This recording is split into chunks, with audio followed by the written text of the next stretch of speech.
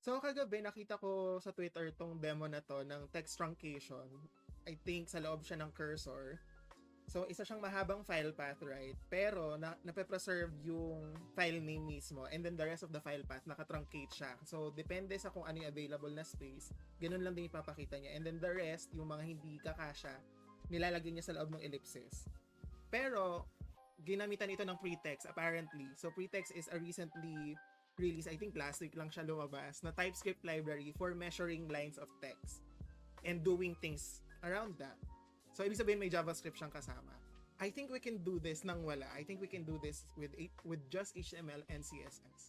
So in this demo, gumawa ako ng isang mahabang resizable na box, tapos nandoon sa loob niya yung URL. So ang gusto kong gawin, kapag ni-resize ko siya, ma-preserve yung github.com and yung file name, pero itong part na to, magre-resize siya. Tapos, naka-truncate with ellipsis.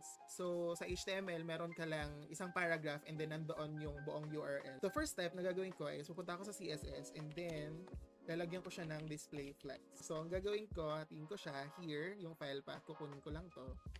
Tapos, ilalagay ko siya sa span. So, ang effect niyan dito, so, nag-align na to the left yung text. Pero kapag niresize natin siya, dahil nahati na siya sa tatlo, naging flex items na sila. Individual silang nagra-wrap into new lines sa loob ng sarili nilang mga layout boxes. Gusto ko, isang line lang siya, number 1. Tapos number 2, kung ano yung hindi kakasya, ma-hide siya sa ellipsis. So, here's how we do that. So, maglalagay ako here ng span. So, number 1 goal natin, magstay siya sa isang line. Ang gagawin ko, white space, no wrap. So, ibig sabihin, i-disable niya yung wrapping na mechanism na ginagawa ng browser by default. So, ayan, ganyan ang itsura niya. So, as you can see, natulak palabas ng box yung last part. Next is max width 90%. So, ibig sabihin, yung width ng span hindi pwedeng mas malaki sa 90% ng paragraph. Ang next na gagawin natin, overflow hidden. Ayan. So now, naki-clip off na siya kapag 90% na, pag mas malaki sa 90%. Ayan. Paano natin siya gagawing ellipsis naman? So ganito, maglalagay tayo ng text overflow, ellipsis.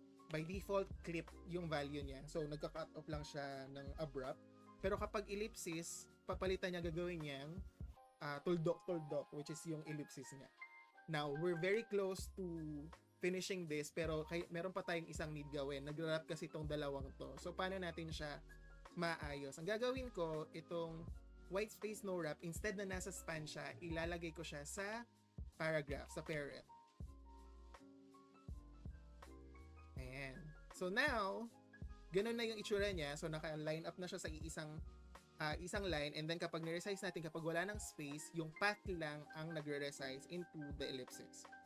Pero may problem pa tayo here. Ayan, as you can see, nawawala siya bigla kapag konti na lang yung space at hindi na kasya yung mismong tuldok. So, ang gagawin natin, maglalagay ako here ng minimum width na 3ch or 3 characters. Technically, character siya, pero according sa specifications, yung 1ch ay kasing wide lang ng 0 sa gamit mong font, sa font size na gamit mo din. So, ayan. So, now, kapag na-resize natin siya ng mas maliit, automatic siyang nag-a-adjust, diba? Without JavaScript. Forgot to tell you about that. That's the entire point. So, you don't have to use JavaScript for this. Actually, meron akong ginawang tutorial for this noong 2021. So, we've always been able to do this without JavaScript.